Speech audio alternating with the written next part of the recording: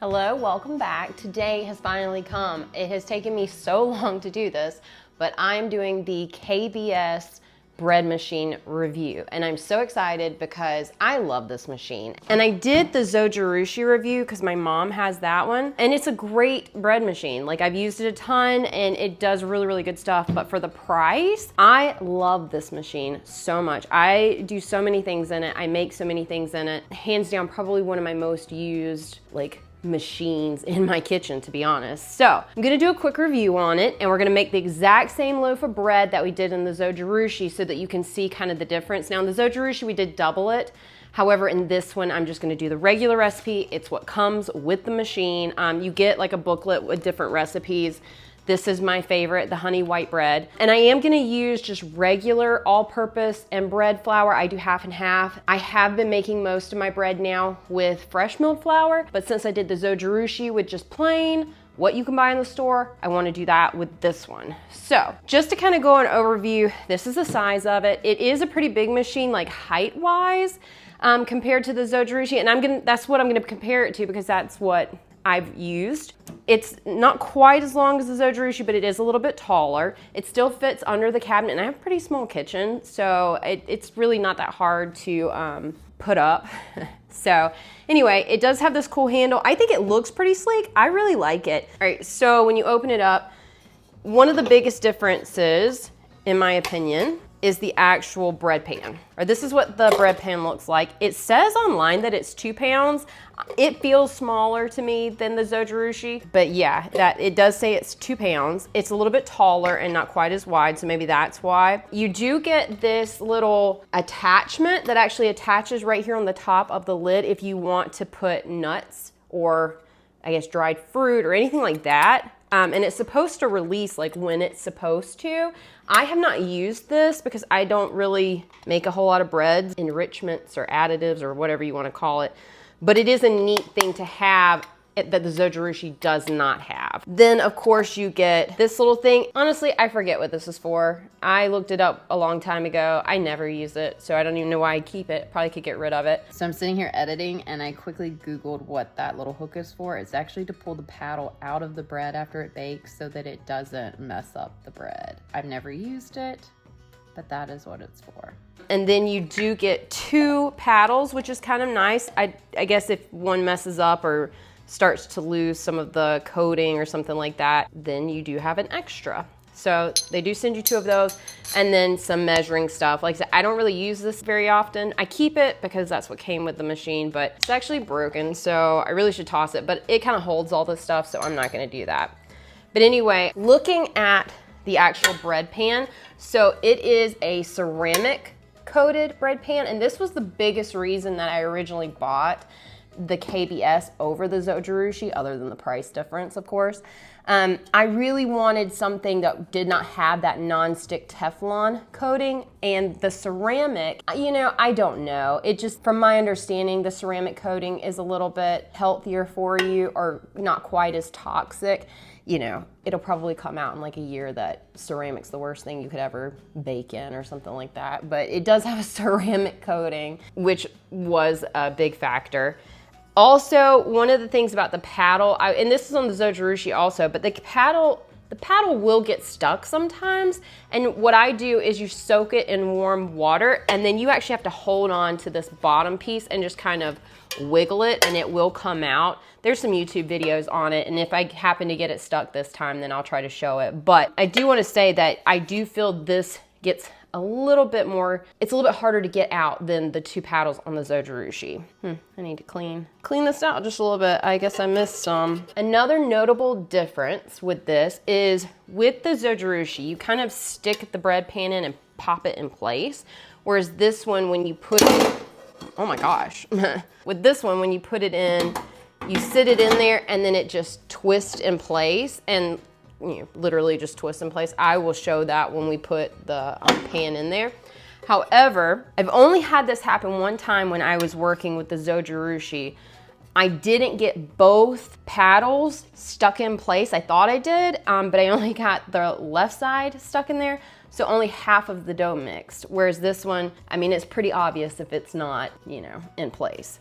So just some things to note also with the KBS. It comes with, or the one that I have comes with 17 different functions on it, which is very cool, and you can change the color, and I think that you can like change some of the timing on it. With the Zojirushi, you really only have a couple options, and then a manual, like where you can go in and like you can create a manual function on the Zojirushi, I believe. And with this one, it says that I can make 1 pound, 1.5, and 2 pounds. I mean, you can do the same thing on the Zojirushi. Similar functions as far as, I mean, it's a bread machine. It's gonna mix what you wanna mix and pretty much bake what you wanna bake. It really depends on, I would say, your price point.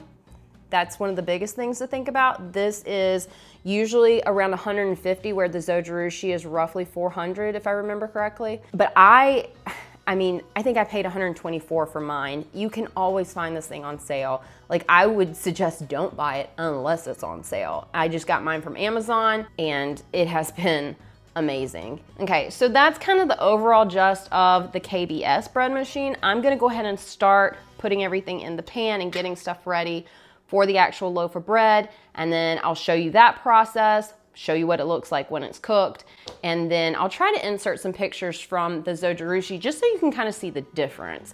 That was one of my biggest things. I knew it was between the two personally, but I just couldn't, like I said, I couldn't decide really which one I wanted to go with, and ultimately it came down to non-toxic and much lower price. Okay, so here is a 1/2 cup of water. I'm gonna do a 1/2 cup of milk, and then I like to warm that in the microwave just for a couple seconds, just knock the chill off of it before I pour it in. The recipe doesn't call for that. However, that is just something that I like to do. All right, gonna go warm this up. Okay, so that was warming for about 25 seconds, and then always put your paddle in. I have actually done this where I poured everything in and forgot to put my paddle in, and that was not fun to deal with. And just FYI, you'll see this has like a flat piece right here, and that's how you know exactly how to put it in and let it stick all the way to the bottom. Okay, you're gonna see a little bit of water on it because I rinsed it out super quickly. The last dough I made in here was really sticky, and I guess I just didn't get all of it off. So that's a cup of liquid, 1.5 cup of milk, 1/2 cup of water warmed. Then we're gonna put in 1.5 tablespoons of oil. And just FYI, when you're putting oil in this thing, turn it away from you. I splattered oil on myself the other day, and it messed my little jacket up, and I was very upset with myself. I really should wear like an apron or something, but I don't. Then we're gonna do 2 tablespoons of honey. Once again, pouring away from myself. I go through so much honey. Okay, next it calls for the flour. And like I said, I'm gonna do half bread, half all-purpose, because that's just what I like to do. The recipe actually calls for all bread flour, but you know, that's what we're doing. Okay, so adding 230 grams of all-purpose flour and 230 grams of bread flour to make the 460 grams. You usually see me actually take like a spoon and fluff my flour and scoop it in, and not actually just scoop it out with the measuring cup. And that is because your flour can get too compact. But since I'm doing it by the weight and not by like the cup measurement, it really doesn't matter if I scoop it out like this, and this is just honestly easier. But I do suggest fluffing the flour and then scooping it with a spoon, leveling it off if you're doing it by the cup measurements. And I always lean on the side of a wetter dough versus like a dry dough. It's just easier to add flour into the bread than it is to add liquid. Then also, I just want to show, it's really important to make sure that you're covering all of the liquid. You really want to make sure that it's covering the entire surface when you're putting it in. Now, as you can see, all my sides are covering. There's no liquid showing. And then I'm just like to make a little well in the middle, and that's where I put my yeast, and then I do my salt on the outside. And if I'm adding sugar, I usually put it on the outside. Some people add the sugar to the liquid or like the wet ingredients. I don't. It's just not what I do. And I've always had it turn out fine. So 1 teaspoon of salt. And I just try to get my corners. And then I'm gonna add 1 teaspoon of bread machine yeast. And if your yeast is a little bit older like mine, you can add just a little bit more. So I'm doing about 1.5. doesn't have quite as much activity as it once did. And I do want to say that this recipe actually calls for additional gluten. I do not add that. I don't like to add the additional gluten. You can if you want. I have not found that it's needed. So I really like the recipe the way that I do it. It has turned out perfect every single time. Honestly, watch it turn out horrible this time because I'm telling you it's gonna turn out great. But I have had no issues not adding the extra gluten, so. And I would think like if you have like a gluten intolerance, I know that they have like gluten-free flour, and from my understanding, don't hold me to this, I am not a doctor, but yeast doesn't affect gluten and things like that. I do think you have to add some other stuff to it, but I would think that this bread machine would work fine using some of the gluten-free options. So I do want to just point out that it actually does, this one comes with a recipe for gluten-free buttermilk white bread, which is kind of neat. I did not know that it was in here. There's a lot of stuff to put in it, but it's still neat that it does it, or that it has it. And then it also has a gluten-free almond and dried fruit holiday bread. Which, I mean, I know you can Google a bunch of recipes, but I thought it was really neat that they added that to the recipe booklet.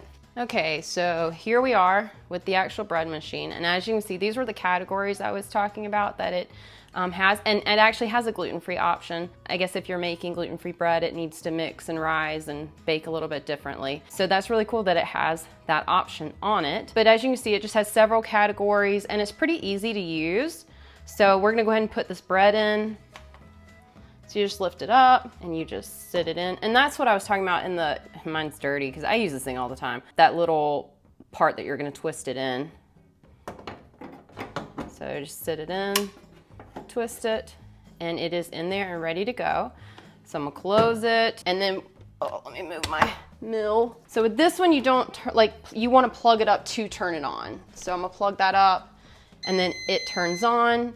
And then for this, I like to do, it says to either do 1 or 4. I usually do it on 4. So you just click the menu button. And there you, oh, it went to 5, my bad.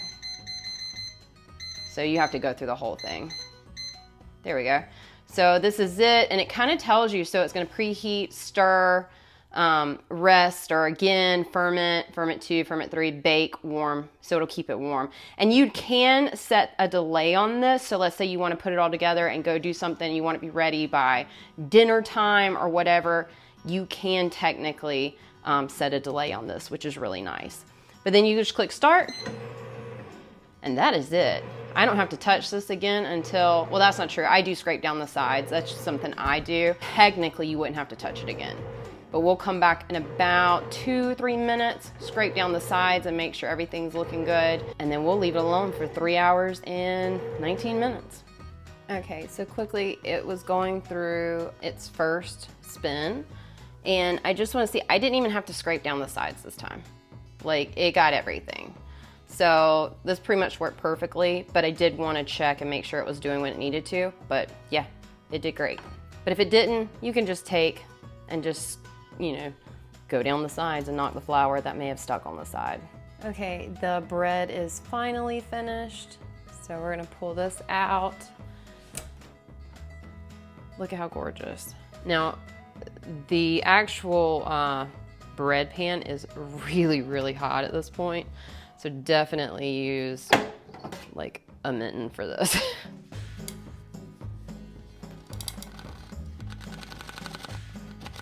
It can be kind of hard to get out because of the paddle. Okay, so you'll see at the bottom where the paddle does kind of take some of the bread sometimes, but how it can kind of get stuck. And then you'll see where the paddle was, and I'm just going to flip that to let it cool. And then I like to put a little bit of butter on the top of my bread. If you've seen any of my videos, you know that I think it adds some really nice taste to it. So I'm just gonna put that on top.